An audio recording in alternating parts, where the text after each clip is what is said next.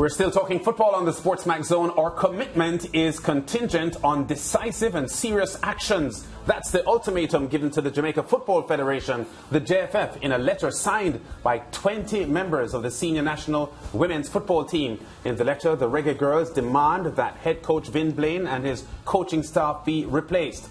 We had a discussion on this story earlier this week, and we are having another today after the local media house Nationwide News Network published a copy of the letter on its website. At the heart of the dissatisfaction expressed in the letter are matters concerning coaching, communication and organisation.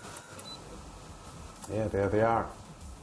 Lack of details in training sessions, lack of video analysis, set pieces, post-match review for team improvement, the absence of an organised game plan, no tactical training sessions, lack of specificity of training sessions leading up to matches, the absence of specific positive instructions, lack of incorporation of all aspects of training, recovery methodology and strength work. Communication issues, insufficient follow-ups, no opening or closing meetings. Organisation, lack of professionalism, absence of staff without any reasonable or provided explanation, scant regard for punctuality, the absence of a schedule daily or otherwise. Wow.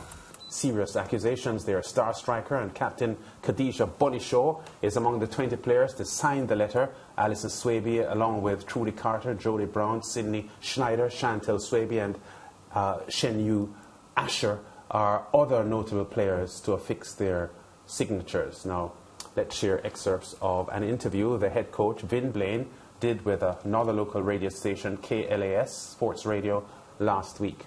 He spoke specifically to some of these concerns.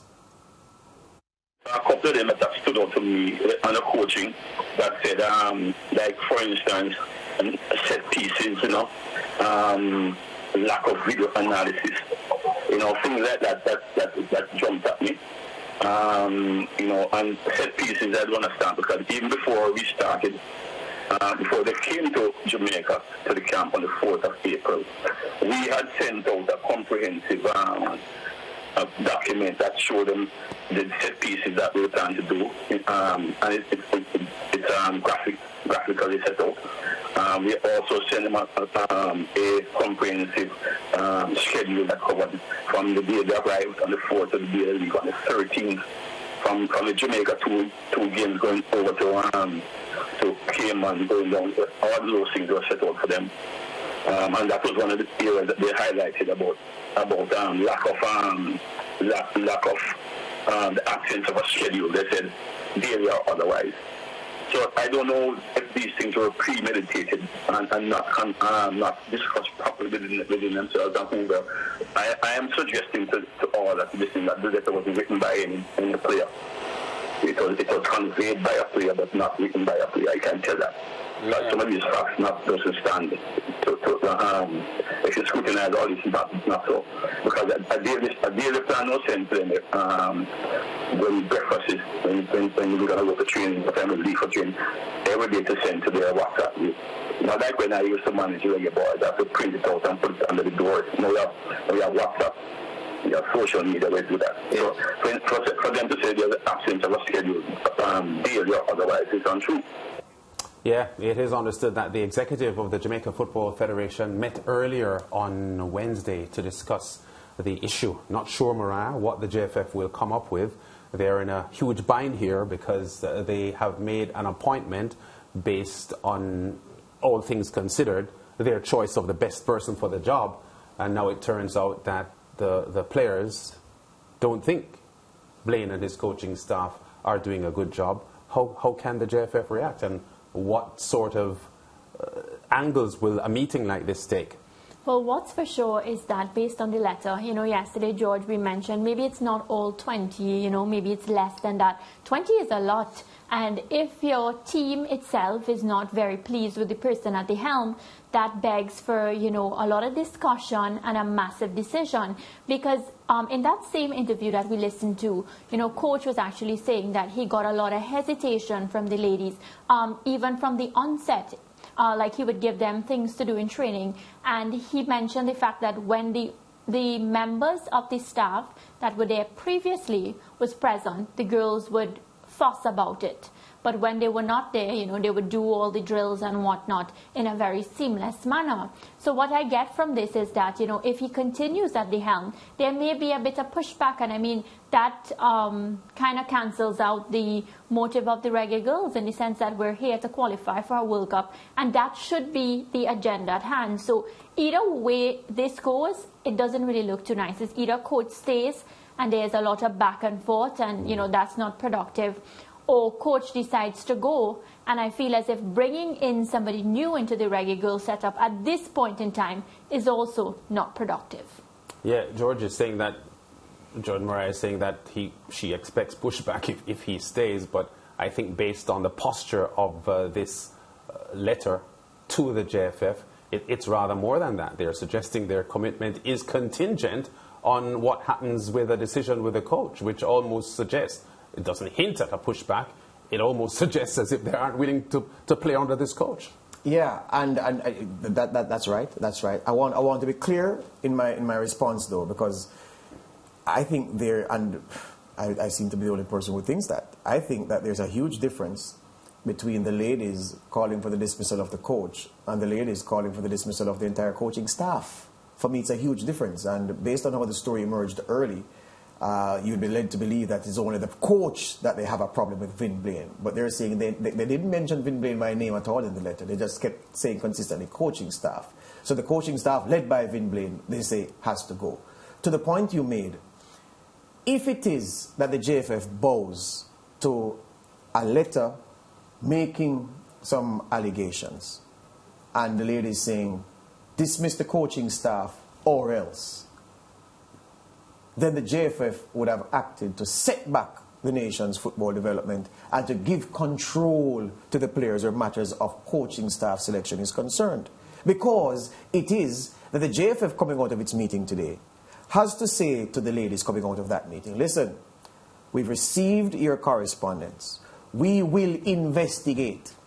Until such time, we expect you to carry on as instructed by the coaching staff whenever we have get-togethers, and we'll try to complete the investigation in a short time so that we can then come to a decision based on what we would have found measured against what you have complained about.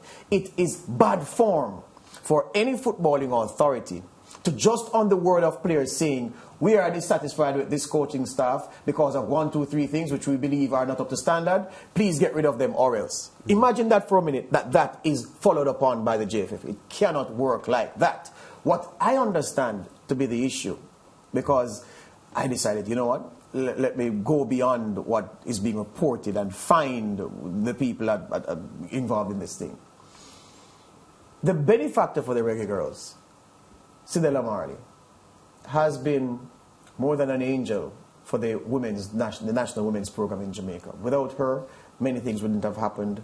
Crediting her for what happened with the World Cup qualification, traveling to the World Cup, preparing for games and everything else. I mean, we perhaps wouldn't be here talking about this story were it not for her. Yeah. We understand that persons close to her may be angling after the job of head coach. And with her influence, I'm not saying that she is stoking any fires. Yeah. With her influence on the national program being primary benefactor and the opener of so many doors for these Reggae Girlz, that is being used as the basis by a certain gentleman who has had a strong relationship with her and the Reggae Girlz in the past, who wants to come back as national senior team head coach. And it is from that perspective that the ladies are being influenced in a certain decision. So when you hear Vin Blaine talk about, oh, he knows where this is coming from, and he knows that the letter and the contents therein wasn't the brainchild of the girls who came together and said, let's pen this because of the way. language. Yes. Yeah, he was being guided by the language Yes. and the specificity of some of And the he would have known or it was that put, at the time. Clearly, it was somebody who authored this and just got did a round robin and got the signatures and is putting this forward. So that gentleman that I'm speaking of, I assume to be the same gentleman that Vin Blaine is speaking of.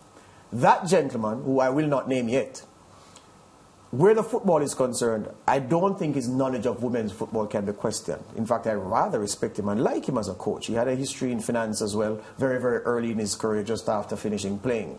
That man, I would accept as a national senior team women's coach, but not in these circumstances. Not by organizing, engineering Vin Blaine's demise to suit your own benefit and using the strength of relationship with Cedella Marley and her influence to browbeat or worse the JFF into dispensing with this coaching staff, putting this gentleman in with his coaching staff just because they don't want to lose the support of Cedella Marley for the national program and then face the backlash from the public who hates everything JFF and will be quick to pile in. And that is what I understand the situation to be. You know, you're saying that, right? And George, do you think if the Reggae Girlz were not doing well as they are right now, that this person, who I have no clue who he is, would have wanted the Reggae Girlz at this point? Well, the thing is this, he was with them and assisted greatly in their success in previous cycles. So the answer to your question is, yes, I think he would still want to be, but to come closer to what you are saying, because the Reggae Girlz are such an attractive proposition right now, they really are. He wants to, of course, re-establish that relationship. And I believe, well, I've been informed, I've been advised, I gather, that this is at the heart of the issue. Hence, the JFF is in a bind. It is felt within the halls of power and influence, Lance Mariah. If the JFF were to act to keep Blaine and company in place, that would be seen by the benefactor, or a very good benefactor, and I'm very happy for her, I can tell you that. That would be seen by her and her camp as a snub.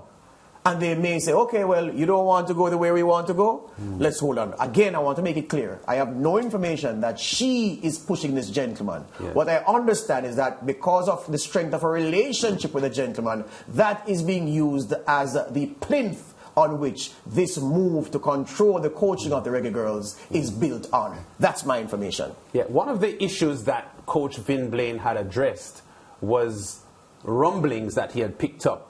Why did he change out the complete coaching staff? Because there were people there who the girls had been comfortable with prior to him. And his response was logical. It's normal for a new head coach to come in and bring his support staff in. So that was his response, which you can't fault him for. Yeah, you can't rebut that point, because that's what coaches do. You get a head coaching job, and you want your support staff to be the people that will complement what you're doing and not necessarily stay with the coaching staff that had been there before. The Trinidad and Tobago Olympic Committee or the Barbados Olympic Committee or Athletic Association, and you have rival slates going up, you have a slate. Yes. So you have who you want as vice president, who you want as general secretary and treasurer, because it's your people. Your team. It's logical. Yes. Yeah. Why would I want your team helping my team? Absolutely not. You're going to undermine me. And it's going to be worse than what it is right now. He's already being undermined. Break time. A lot more to come on the zone.